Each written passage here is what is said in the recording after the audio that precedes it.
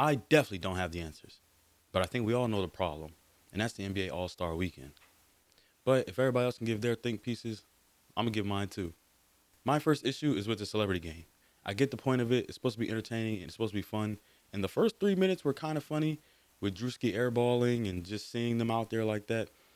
But after that, it's just terrible basketball. If you're like me, you come to the NBA for high level competitive basketball, and through that, you get your entertainment. This event should be changed from a celebrity game to a celebrity skills challenge. This gives each celebrity their time to shine and go through the individual drills and allows their fan base to be able to focus on them solely and not have to worry about the other celebrities who they didn't come there to see.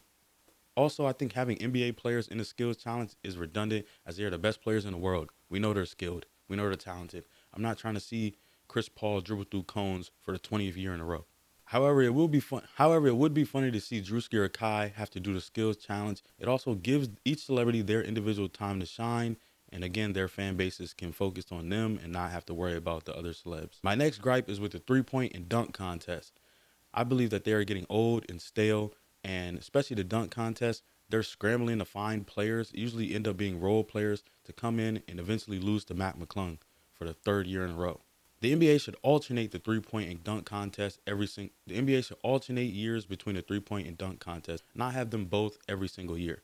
It's just old, tired, and redundant. We know what's going to happen. We've seen almost everything, and it's just not exciting anymore. To replace that missing contest, I believe that the NBA should incorporate a one-on-one tournament. But unlike other people where they say the NBA players should be on the one-on-one, an alternative can be for each all-star to pick a person outside of the NBA, outside of professional basketball in general, to be in this tournament. This idea is kind of inspired by the one-on-ones that are going on YouTube, and those are really entertaining, really competitive, and really fun to watch. I think that there's a lot of great basketball players outside of the NBA, especially one-on-one basketball players that would do great in this tournament and put on a real show in front of the world. Each All-Star will be responsible for picking and coaching a player in this tournament. It could be any player they want to, as long as it's not currently a professional basketball player. That's somebody, man or woman, getting paid to play basketball or on an NCAA college roster. It could be a former pro, former overseas pro, former college star. It could be whatever. They just got to be able to hoop. Again, I believe that this will be super entertaining and it also highlights basketball in general, not just the NBA.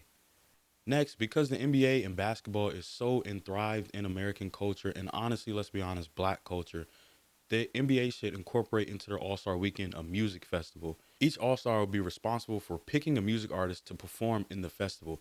It could be somebody from their hometown, it could be their friends. A lot of NBA players are friends with super popular rappers. It could be somebody underground. It could be even be another NBA player that didn't make the All Star team, or it could be an All Star himself. If KD want to go out there and rap, let KD go out there and rap. You know how entertaining that would be, or whatever. It could be anybody. But because basketball is so intertwined with music and culture, having a music festival during All Star Weekend would be a great idea, in my opinion. It doesn't need to be the biggest festival. It doesn't even need to go on for multiple days. But they would incorporate these different music artists. It can be any genre. It doesn't just need to be rap. It can be any genre, any type of artist, big or small. But it's on each All Star to bring an artist to perform. My next idea is that the NBA should incorporate a high school showcase. Similar to the Rising Stars, which kind of showcases the future of the NBA, this is even taking a broader step in showcasing these top high school players that are at these basketball factories and these really good high schools who are eventually going to be in the NBA and going to be the future of the league in 3, 4, 5, 6 years. This showcase should incorporate four teams, three of the top high schools in the United States, and then a collection of the top under 18 players from around the world. This will showcase both the future of the American players and the future of the international players. My next idea is about the NBA All Star game specifically and may come as a big shocker, but just hear me out. Some of the biggest reasons why the NBA All Stars don't take the game as serious is one, because first of all, it's an All Star game. When has All Star games ever been taken serious? If you've ever been to any type of basketball camp or played in any type of All Star game yourself, you realize that it's just about the fun and entertainment and the highlights. Never is the All Star game really taken that seriously, and never is the All Star game really that competitive. That's just All Star games in general. But another reason why the All Star game is not competitive is that the game doesn't matter. And if you look at it, These all-star caliber players don't get the break that the non-all-stars do. If my math is correct, depending on when they play their last game, they'll get a break from either 5 to 7 days, while the all-stars only really get like a 2, 3, 4 day break. Why are we punishing the all-stars for being all-stars? To combat all these things, I believe the NBA All-Star Game should count as one of the 82 regular season games. You split the all-stars up evenly. You have 2 teams, however you want. It doesn't even need to just be East and West. It could be whatever. You split them up. They have 2 teams. Are the representatives from their team? Who better to represent your team than the best players on your team? You play the game, and the players on the winning team from the All-Star Game, their individual teams will get a W on their record. The players on the losing team of the All-Star Game, their individual teams will loss on their record. Now, teams would come back and say, well, that's not our team. We shouldn't be, that shouldn't count against our record. But again, your best player is the best representation of your team. And really, whether you win or lose any other game, it's usually because of your best player, either playing well or not playing well. So in terms of schedule, the last regular season games before the All-Star break are played on that Thursday. Then Friday, Saturday, Sunday is the All-Star weekend.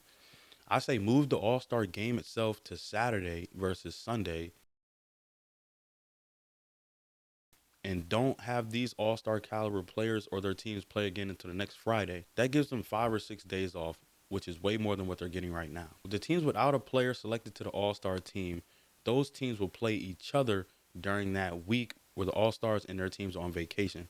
So that Monday, Tuesday, Wednesday, Thursday, where the all-stars are not playing, the teams without an all-star will play. If you were to take out injury replacements for this past all-star, which really is just Trae Young because Kyrie replaced Anthony Davis and they now both play for the same team, there are 18 teams represented by all-stars and 12 teams who didn't have an all-star caliber player. Those 12 teams would just play each other during that like week, half of a week, while the all-stars and their teams get to take a break. If you like that idea, great. If you don't like that idea, still cool. Because the fact of the matter is, while we discuss how to make the all-star game better, the NBA doesn't really care and doesn't really want to make it better. Now, they might do little stuff to try to make it a little more competitive or a little bit better by doing this little tournament thing, but all that is goofy. If the NBA really cared about the All-Star game being so uncompetitive, why don't they just take it away? Why don't they just stop doing the All-Star game and make it like the All-NBA selections, announce the All-Stars, and keep playing regular season games? You know why? Because the NBA is a corporation.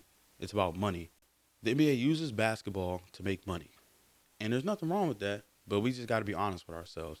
While we're all debating and, trying to find ideas of how to make the game more competitive, the NBA doesn't really care because they're still going to make millions and millions of dollars whether the game is competitive or not. Because guess what? We're still going to watch. And even if we don't watch, the NBA is still getting paid through their TV rights and deals. Whether the ratings are down or not, the NBA gets paid either way. It's a contract. At the end of the day, the NBA is a corporation, and their real main focus is their bottom dollar. And looking at the landscape of our country, a lot of other corporations are like that too. So if they don't really care, then why should we? Please like the video, subscribe, and comment down your thoughts below. And last but not least, most importantly, God bless.